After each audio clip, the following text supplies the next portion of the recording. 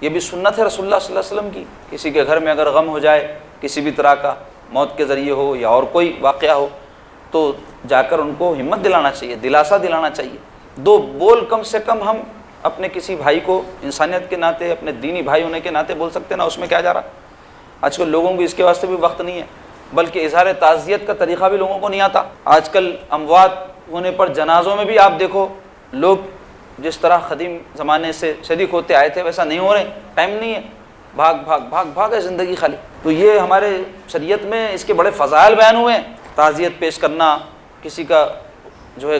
موت واقع ہو جانے پر،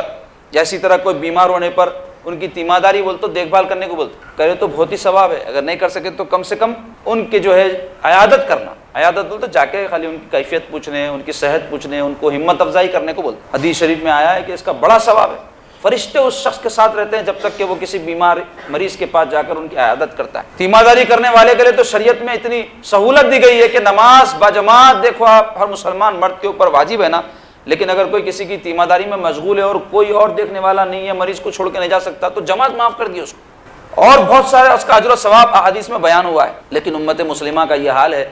کہ جو ہماری معاشرت ہے، یہ طرز معاشرت ہے، اس کو ہم چھوڑ دیے، اس کی وجہ سے زندگیوں میں برکتیں ختم ہو جا رہی ہے، مسلمانوں میں آپس میں الفت محبت ختم ہو جا رہی ہے۔